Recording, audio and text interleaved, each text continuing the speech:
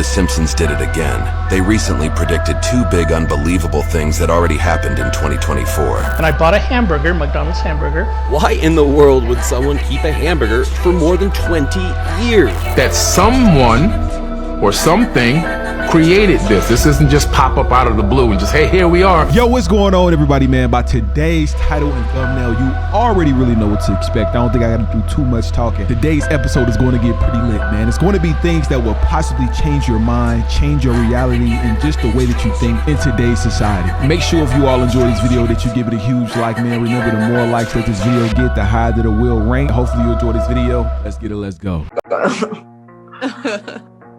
Well, what's on your mind? What do you want to know? What do you want to talk about? Yes, I actually do want to talk to you about, I wanted to ask you one question about your book, which, by the way, I have read and I love it. Divine.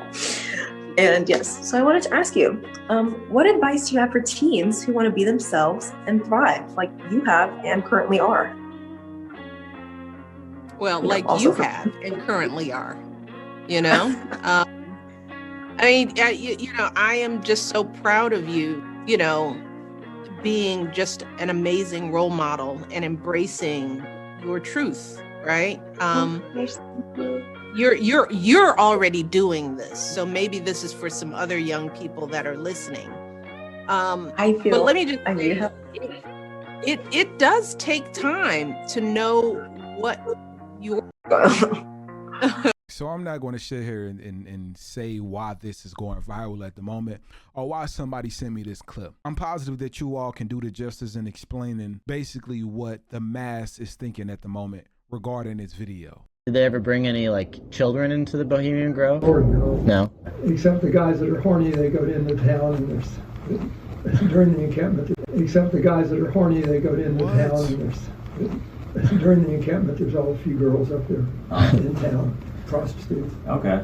I'm going undercover with a hidden camera to meet with a Bohemian Grove member. He's been with the Satanic Club for almost half a century. Now click the link in my tweet to help fund this operation. With these funds, I'm going to travel the entire country and confront every single member on the Bohemian Grove list. I call it Operation Owl's End. Wish me luck. I'm going dark. So what actually happens at the Cremation of Care? Well, that's an old, wonderful thing. Is the name, we're cremating care. You're up here to put the care behind you. We're going to kill care. So it's this the thing that God knows when it started. Shall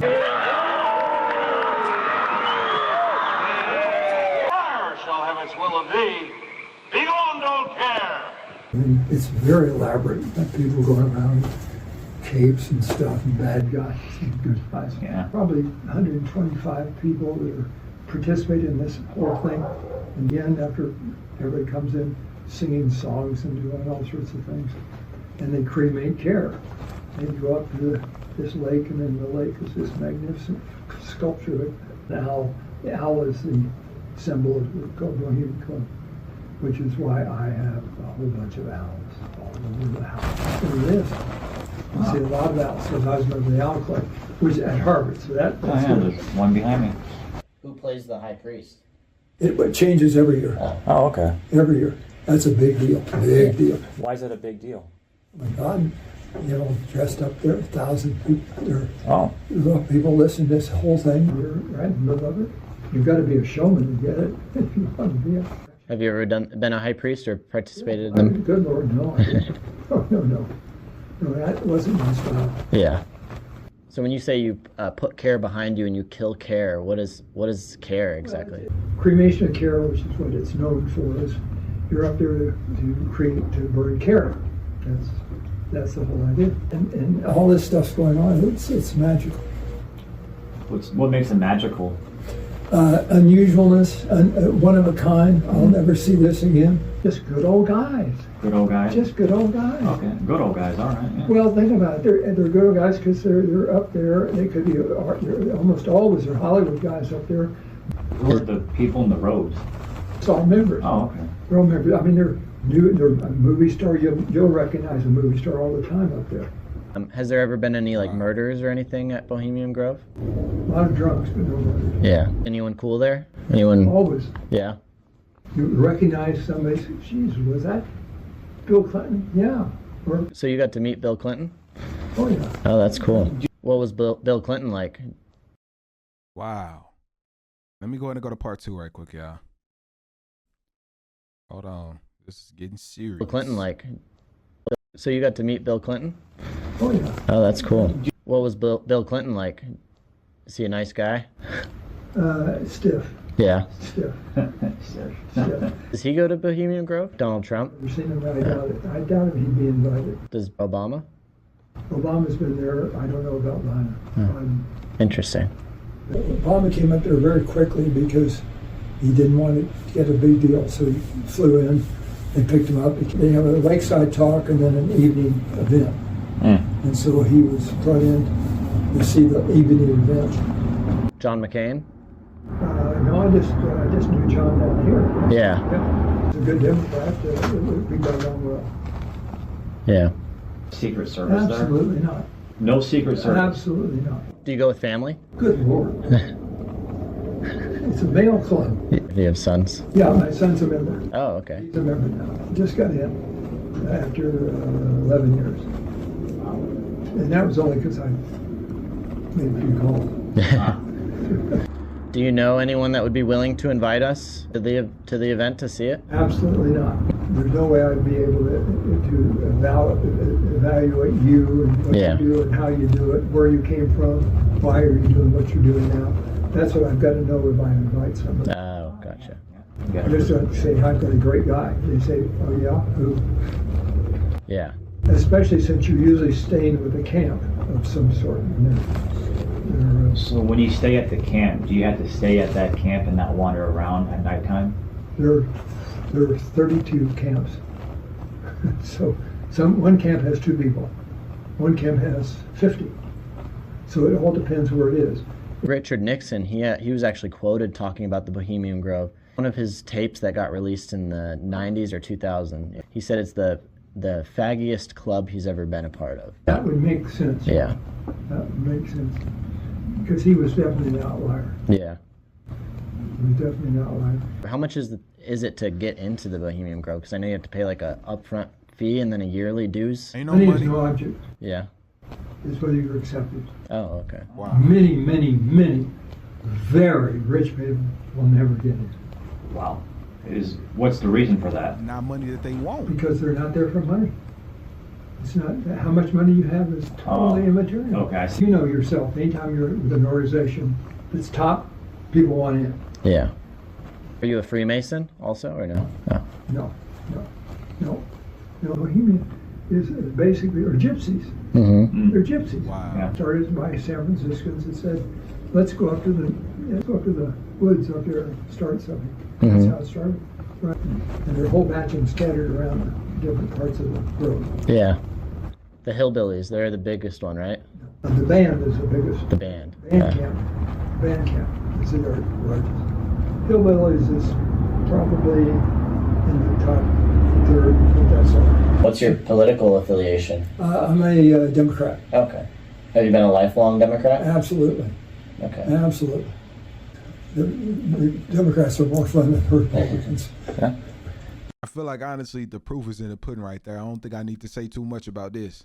Here's the entire Pixar Theory explained. It all starts with The Good Dinosaur, where we see animals and humans becoming highly intelligent. Then flash forward to Brave, where we learn that the witch can turn animals and objects into intelligent beings with human-like behavior. We now jump to The Incredibles, where we see the villain Syndrome invent the very first fully functioning AI, the Omnidroid. Meanwhile, animals have also been getting much smarter, like Remy, Dory, Marland, Kevin, and even Doug. So now we need to meet the biggest player in this game, the company BNL, also known as By and Large. This mega corporation will have the biggest effect on the Pixar universe. We first see them in Up as the company trying to evict Carl from his house. And we also see BNL batteries powering Buzz. But we slowly begin to see the biggest problem infecting this planet, trash. Trash begins to pollute the entire world to near extinction, leading By and Large to take over the entire planet. Humans are then forced to leave Earth on a ship called the Axiom. And all that's left on Earth is cars. And we know that cars are still on Earth because of all the places they travel to in Cars 2. But eventually all the cars run out of fuel till there's none left. After a while, humans finally return to Earth. And the plant that Wally finds actually grows into the giant tree that we see in A Bug's Life. But the planet is still very polluted, which leads the humans to evolve into elves and then into monsters. So you're probably wondering, how is there a child in Monsters Inc. then? Well, the doors in Monsters Inc. are time-traveling doors. So Boo is actually from the past and grows up to be the witch from Brave. Hey, this is a crazy analogy. I was trying to put 13 and 85 together, but I'm not going to lie. This clip confused me. I saw what they were trying to do there, but it's just a whole lot of put together nonsense to believe something, if that makes sense. It's just a childish theory, if I shall say. How many people do you know personally who have died suddenly and mysteriously in the past 5 years? I have personally known 8 actors, all of whom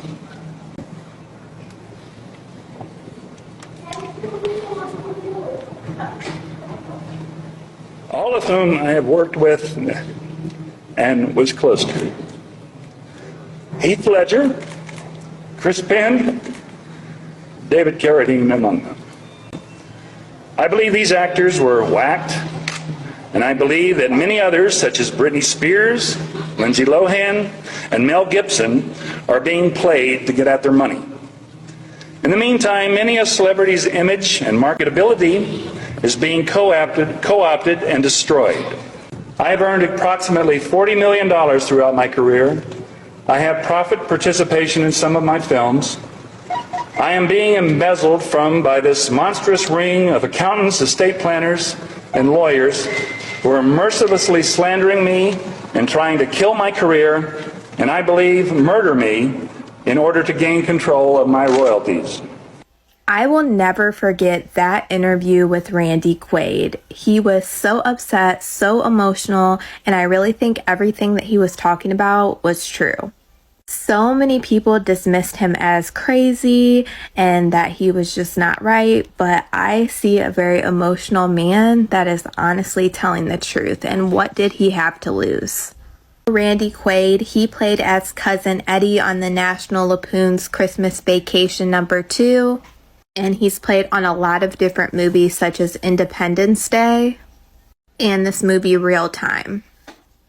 So what do you guys think of this interview by Randy Quaid and him talking about all the actors that had passed away mysteriously and touching on Britney Spears, Lindsay Lohan, and Mel Gibson being played out their money? Let me know what you guys think in the comments. I feel like they're going to call him crazy now, but when things start to reveal themselves, they're going to come back to this same interview and praise this man. Wow. Now, hold on. Let me look at this. Okay. I can see where they resemble each other, okay? I could definitely see, like, at least in this one and the side by side, I can see where they resemble each other, especially with young boy wanting to be a rock star and stuff like that. But it's a lot of things that they don't have in common. So, I mean, I don't feel like they're the same person, but I feel like they do resemble each other, if that makes sense. The Simpsons did it again. They recently predicted 2 big unbelievable things that already happened in 2024. They foresaw a tsunami wiping out Japan, and a later episode showed aliens invading a Miami mall. Both already happened this year. This leads to their 3rd prediction for 2024. It is pretty scary, so watch until the end to keep your family safe. In episode 18 from season 17, titled The Wettest Story Ever Told, the Simpson family is shown traveling on a boat near Japan. Suddenly, without warning, a massive tsunami appears and crashes into their boat, then continues, heading towards the coastline, and completely destroys and submerges the nearby city underwater. What's frightening is, on the very first day of 2024, a series of earthquakes occurred in central Japan's region, triggering a tsunami. There were 20 earthquakes, with the strongest measured 7 on Japan's Shindo seismic intensity scale. Japan named this seismic event the Noto Hanto earthquake. In episode Treehouse of Horror 6, titled The Day the Earth Looked Stupid,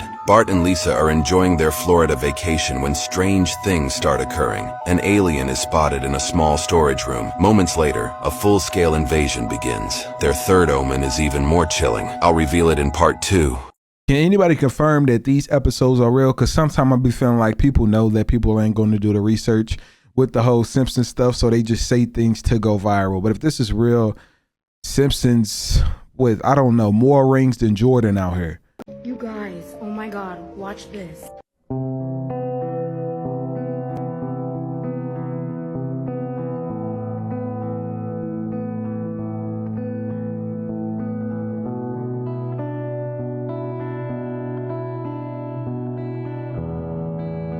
Everything is boarded up too.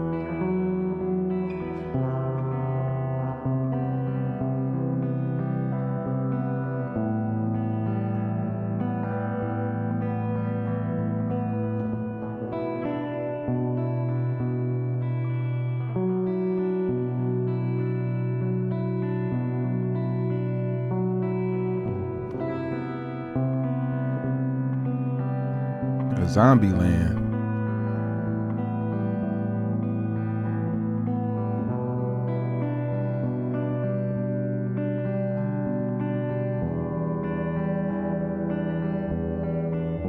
Wow.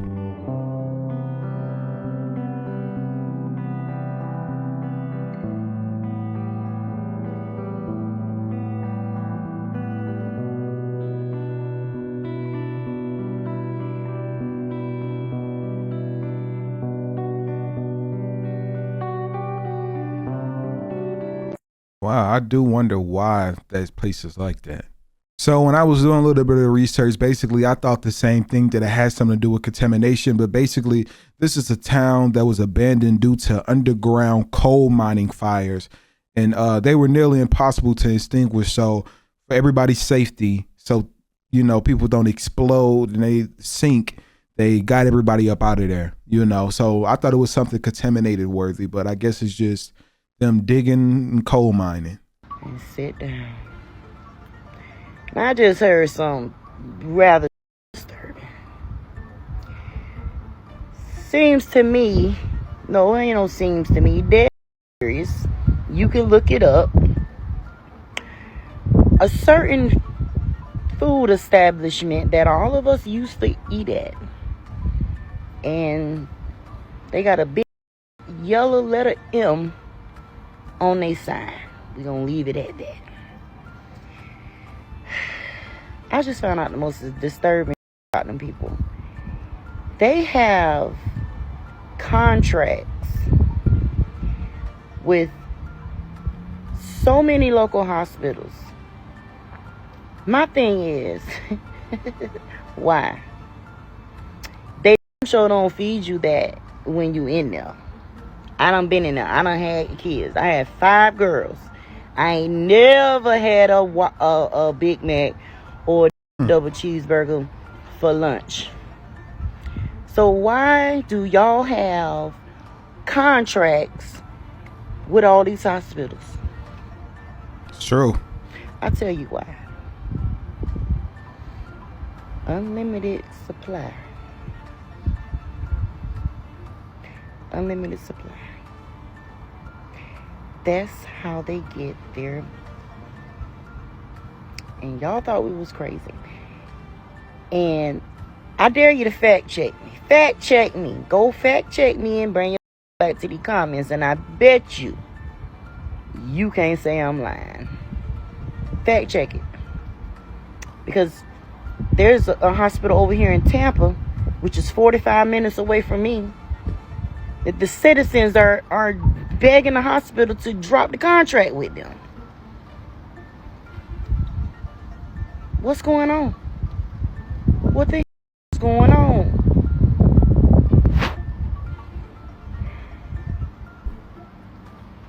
And then you think about it. All the people that pass away in the hospital, that don't have anybody to come collect them, no loved ones, all the Jane and John Does. Unlimited supply. Get y'all ass up out of here. Do some research and let us know down below if she capping or not. Hey, McDonald's, y'all got some explaining to do, man. I guess you like my world's oldest hamburger. Utah David Whipple has kept this hamburger in this hamburger tin since, get this, the 1990s. July 7th, 1999. And I bought a hamburger, McDonald's hamburger. I think it was 79 cents in Logan, Utah. That begs the question, David, why in the world would someone keep a hamburger for more than 20 years? Okay, so the story goes, I had a hamburger that I was using to show people about how things deteriorate. There's the sack that it came in. That was the wrapper it was in. And that's disintegrating more than the hamburger is, probably. There it is. My gosh. It hasn't changed. The pickle's the only thing that's disintegrated. Imagine what that's doing to your stomach. Just imagine what that's doing to your stomach as it's trying to break down and consume and use for energy. Pay attention to what y'all put into y'all body, man. And it's not just fast foods. Look into them frozen fries as well. A lot of them frozen foods that you put in the freezer and warm up, look into those as well. I believe that we're living in a simulation. I don't understand it. I don't understand when people say we're living in a simulation. I have no idea what they're talking about. So if you understand that we're still talking about a creation, right? So we believe, most people believe that we're living in a created universe. I happen to believe so because when I look at the science, the quantum physics proves to me that someone or something created this. This isn't just pop up out of the blue and just, hey, here we are. There's a universe with people in it. So if you look at the quantum physics and what's been done recently in laboratories, scientists were able to do something incredible. They created an 8th dimensional quasi-crystal. Now this 8th dimensional quasi-crystal, it gave them a glimpse into understanding the 3rd dimension, and this is how. When they positioned it in a particular angle, it created, excuse me, when they positioned it in a particular angle, it created something called a 4th dimensional quasi-crystal. And when they positioned the 4th dimensional quasi-crystal in a particular angle, it cast a shadow of a sphere. And the sphere is our universe. So they discovered that we are living in the shadow of a higher dimension. In other words, the angle of a higher multi-dimensional quasi-crystal potentially could be what has created this gigantic sphere we call our universe. And what's interesting about that is, this is a shadow, but not a shadow of darkness, it's a shadow of light. It's a light matrix. We're talking about the spiritual technology utilized to create this entire realm. This entire realm was created with some type of spiritual technology, and this technology is so incredible, it's imbued with divine matter, divine wisdom, divine knowledge, but it's also imbued with darkness. But what's interesting about the darkness in this yin and yang, it always seems to be a battle against each other, but in the end, for the most part, the light always seems to win. Even if it takes a long period of time, the cycle happens where the darkness leaves and the light comes in. We're sitting in a room right now that's pretty well lit, right? If I was to turn on something dark, I couldn't make the light dim any. In other words, there's no darkness I can inject into this room with these physical lights that would make this room dark right now. But if I turn all these lights off and just do something as simple as turn on the light on my cell phone, the darkness will flee from that light instantaneously. So the smallest amount of light will make darkness flee. And so I take that to the universal scale, because I believe it's all fractal. I believe that it's all as above, so below. And it's all about how many conscious beings does it take before the darkness flees. There's a number that we have to hit. When we hit that specific percentage of number of awakened souls on this planet, that's when it will flee. What we're talking about is obtaining Christ consciousness. I get a little emotional about this because it's so powerful. I'm not laughing, y'all. Sorry. So we're talking about this. See, Christ never said he was returning. Jesus never said he was coming back. He said that Christ will return. We're talking about this. When every single person gets this right, it's back, and we're back in the golden age. Y'all let me know how y'all feel about this. This was a pretty cool episode. I never really sat down and watched something between them two that was longer than 1 minute long. But watching something that was 3 minutes really makes me eager to watch more and want to learn more of what he was talking about. And I was very engaged on just learning what he meant by 4D and 8D and seeing him get emotional at the end. I apologize for not trying to laugh. It gets difficult when you get into scientific things because I'm not versed on science at all. I'm not going to sit here and make it seem like I'm any type of scientist to understand a lot what he was talking about. on what they figured out within the lab. But it is nice to know and learn new things that could possibly be reality. Do you think we need to worry about what they're putting in our electronics? Yeah, I'll give you one example. I bought this awesome vacuum called Tineco. It completely connects to a Chinese server to transmit and receive information. Like when you plug it in, it says, charging started, charging stopped. I can control that with my computer through a Chinese cloud server. There's no reason that vacuum and mop should connect to a Chinese cloud, but it does. And at any point, they could change the way that functionality works and take over my home network with this vacuum mop. So, If y'all don't know who he is, that dude is I'm talking like the top hacker that is alive at the moment. And when he says something, it's very hard to go against because he can literally tap into your phone while you just speaking. Anybody ever read this book right here from 1893, Barron Trump's Marvelous Underground Journey by Ingersoll Lockwood? It's just about a boy named Barron Trump who lived in a wonderful castle. Trump Castle, that is. Anyways, old Barron got tired and bored of his life of luxury, so he decided to go off on an adventure. On this adventure he went on, he was guided by a man named Don.